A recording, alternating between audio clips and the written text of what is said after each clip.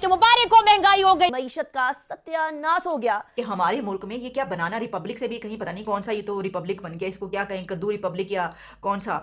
अवाम की चीखें सुनने वाला कोई नहीं है। तो अब हम बिजली नहीं बना सकते और हालात एक बार फिर से 15 साल पीछे की तरफ धकेले जा रहे हैं। अफगानिस्तान की जो करेंसी है वो भी रुपए के मुकाबले में ज्यादा है। ऐसे में हम खड़े हुए हैं बिल्कुल एज पे कि मुल्क की मईशत खराब है, खजाना खाली हो रहा है, मुआशी हकायक अवाम तक पहुंचाए, उसको उठा लो। अब तो कह रहे हैं जी कि सोशल मीडिया पे भी किसने महंगाई की बात की तो उस पर भी गद्दारी का मुकदमा बनेगा। वजीर आजम साहब, हम तबाह हो चुके हैं, हम बर्बाद हो चुके हैं, हमें बचाएं। देखा आपने लापरवाही। सुनने वाला कोई नहीं है। इन चीखों को सुनकर बोलने वाला मुल्क का 95% मीडिया हुकूमत का ही आलाकार बन बैठा है और वो उसी एजेंडे पर काम कर रहे हैं जो हुकूमत की तरफ से उन तक पहुंचाया जाता है। मुल्क में मार्केटें 8:30 और शादी हॉल्स 10 बजे बंद करने का फैसला किया। विफाकी काबीना ने पावर डिवीजन की सिफारिश पर तवानाई बचत प्लान की मंजूरी दी। यह प्लान पूरे पाकिस्तान में नाफिजुल अमल होगा। वज़ीर दिफा बोले कि हमें अपना तर्ज जिंदगी बदलने की जरूरत है। हमारी जो आदात हैं वो बाकी दुनिया से मुख्तलिफ हैं। विफाकी काबीना ने फैसला किया कि सरकारी 30% बिजली बचाई जाएगी और तवानाई बहरान पर काबू पाने के लिए दीगर जराये का इस्तेमाल किया जाएगा। तो हुकूमत बचत के लिए जराये आमदन पर समझौता कर रही है, कारोबार पर समझौता कर रही है, लेकिन इससे होगा क्या? तो अब हम बिजली नहीं बना सकते, तो हम सिर्फ किराया देंगे। यानी जो हमने अपने फ्रंट मैनों को ये बिजली के मंसूबे लगवा के दिए थे, अब हम उन्हें किराया तो देते रहेंगे लेकिन अवाम को बिजली नहीं दे सकते। बिजली की बचत करनी पड़ेगी क्योंकि इंपोर्टेड फ्यूल नहीं है हमारे पास। तो इसलिए अब आप रात को 8:30 बजे मार्केटें बंद कर दें, सारा कारोबार बंद कर दें और घरों में जाके बैठ जाएं। और वहां भी अगर बिजली का बल्ब आपने जलाना है तो आपको जुर्माना होगा।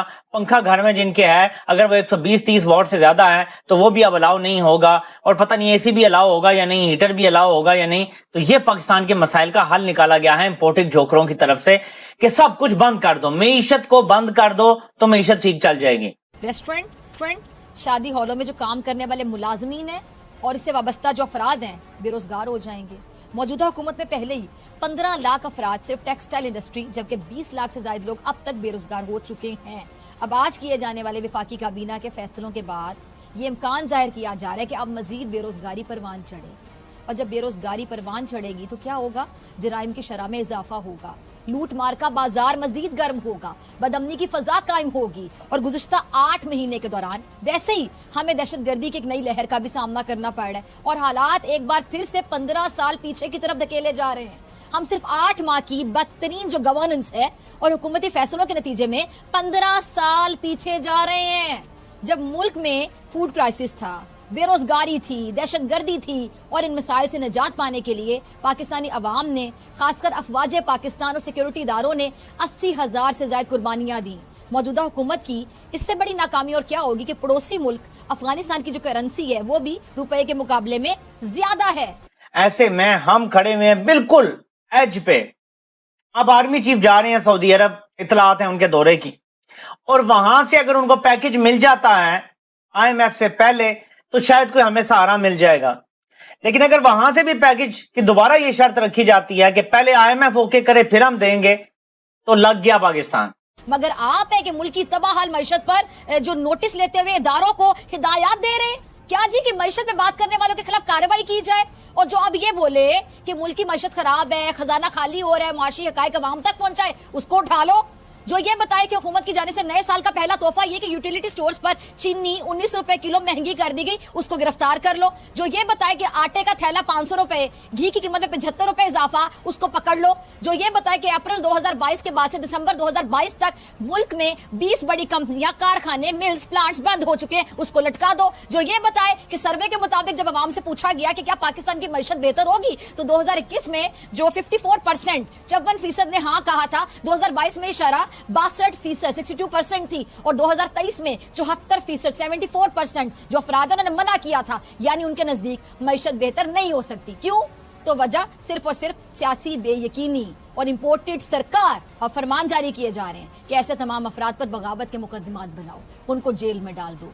अब तो कह रहे हैं जी कि सोशल मीडिया पे भी किसने महंगाई की बात की तो उस पर भी गद्दारी का मुकदमा बनेगा। ये तब होता है जब एक्चुअली सेम पेज होता है, जो अब आपको डाकुओं का इनके साथ सेम पेज नजर आ रहा है। जो उनको ये बताए कि जी पाकिस्तान जो पोल्ट्री एसोसिएशन है वो ये कह रही है कि वजीर आजम साहब हम तबाह हो चुके हैं, हम बर्बाद हो चुके हैं, हमें बचाएं, उसको बिल्कुल नहीं छोड़ना। क्योंकि जो आज सच बोले, जो आज का आपको आईना दिखाए, वो तो काबिले कबूल ही नहीं है, क्योंकि हुकूमत में शामिल तमाम लोगों के जो करतूत हैं उनके चेहरों पर आ चुके हैं, और जब भी वो आईना देखते हैं या कोई उनको आईना दिखाता है तो उनसे अपनी शक्लें भी बर्दाश्त नहीं होती। मेरा वज़ीर आज़म साहब से एक सवाल है कि मुल्क की माशी हालत जो मुल्क की माशी हालत है, इससे मुतालिक खबर को मुस्बत अंदाज में कैसे रिपोर्ट करें? इसकी जो एक मुस्बत रिपोर्टिंग है उसका तरीकाकार भी हुकूमत तय कर दे। इस पर क्या मुबारकबाद देनी है, खुशी के शादियाने बजाने हैं कि मुबारक हो महंगाई हो गई, इस तरह खबर दे? हमसे तो नहीं होगा, किसी से भी नहीं होगा, कैसे होगा? इमरान खान साहब ने जो बकौल इनके तबाही बर्बादी करनी थी कर गए जनाब। आपने उनको जाके हटाया ना। या तो आपके पास अगर प्लान था, मतलब हम उन लोगों में से, आप इसके विटनेस हैं, ये हमारे बहुत सारे व्यूअर्स हैं जो रेगुलर हमें देखते हैं, दे आर विटनेस। हमारे शो में कभी भी इस चीज की सपोर्ट नहीं की कि खुदा ना खासा हम लोग तबाह हो रहे, बर्बाद हो रहा है तो फौरी तौर पर खान साहब को निकालो और इनको लेकर, ये तो इनके अपने आइडियाज थे।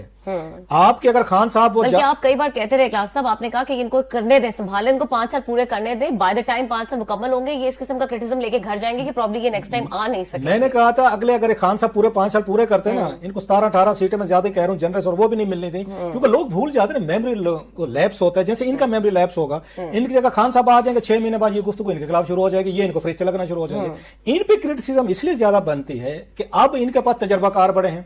इमरान खान साहब मान लेते हैं ना तजर्बाकार थे, नहीं पता था, टीम नहीं थी, नए बच्चे लड़के उठा के फेडरल मिनिस्टर बना दे, उन्होंने जो चौके छक्के मारे वो सारे हमने देख लिया, कौम ने भी देखे।